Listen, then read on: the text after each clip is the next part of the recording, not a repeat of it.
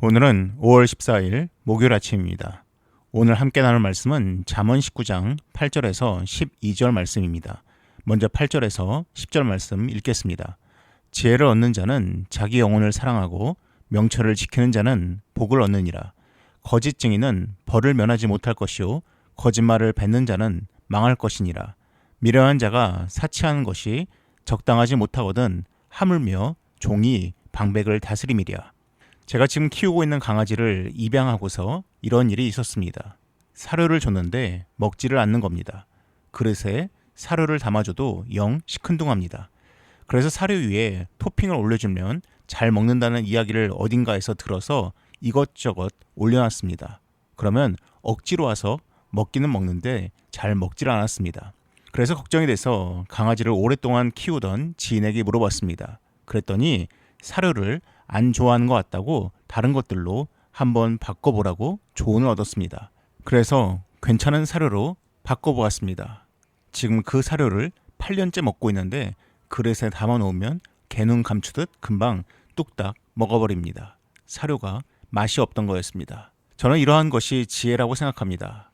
모르면 걱정이 되고 근심이 되고 어떻게 할 줄을 모릅니다. 그것을 해결하기 위해서 마음, 시간, 돈을 소비합니다. 하지만 지혜가 있으면 금방 그리고 쉽게 해결할 수 있습니다. 우리가 삶을 살아가면서 지혜가 필요한 여러 영역들이 많이 있습니다. 그중 가장 필요한 영역을 꼽으라 한다면 바로 우리의 마음입니다. 그래서 지혜를 얻는 자는 자기 영혼을 사랑하는 것이라는 이 말씀이 진리입니다. 지혜가 있으면 내 영혼에 큰 유익을 줍니다. 내 마음을 보호할 수 있습니다.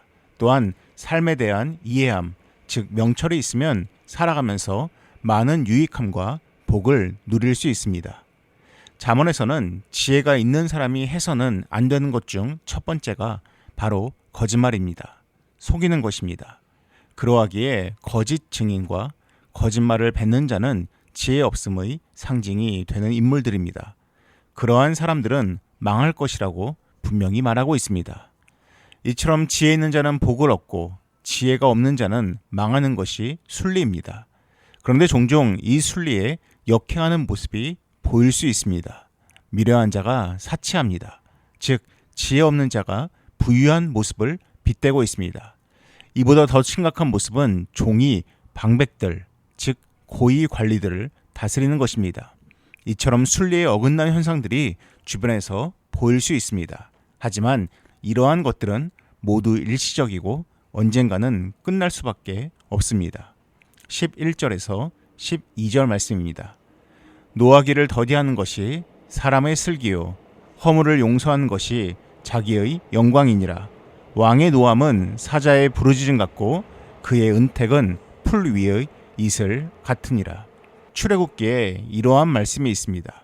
여호와께서 그의 앞으로 지나시며 선포하시되 여호와라 여호와라 자비롭고 은혜롭고 노하기를 더디하고 인자와 진실이 많은 하나님이라.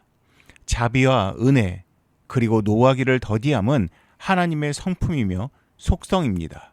이것을 보통 인내와 관용의 모습이라고 이야기합니다. 11절에도 인내와 관용이 언급되고 있습니다.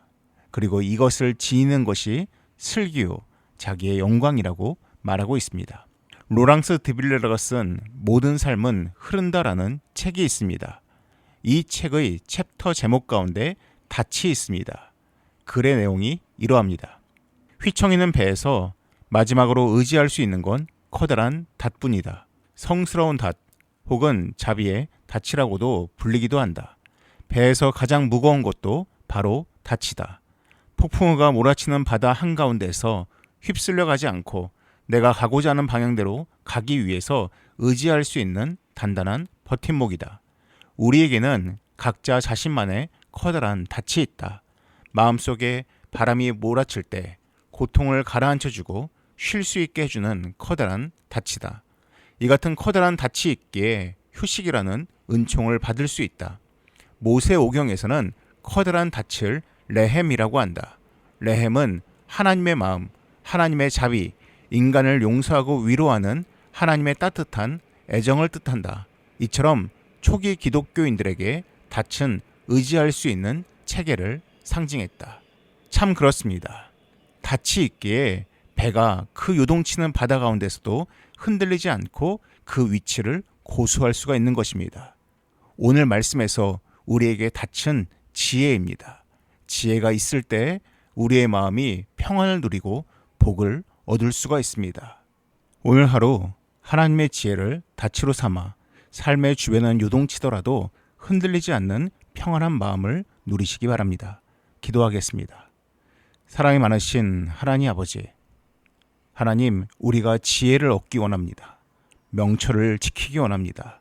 하나님, 이를 통하여서 우리의 영혼이 복을 누리고 또한 우리의 삶이 안정감과 평안을 경험하기 원하오니 하나님, 우리를 도와주시옵소서. 이 모든 말씀 예수님의 이름으로 기도드립니다. 아멘. 이어서 화면에 보이는 기도의 제목으로 함께 기도하시기 바랍니다.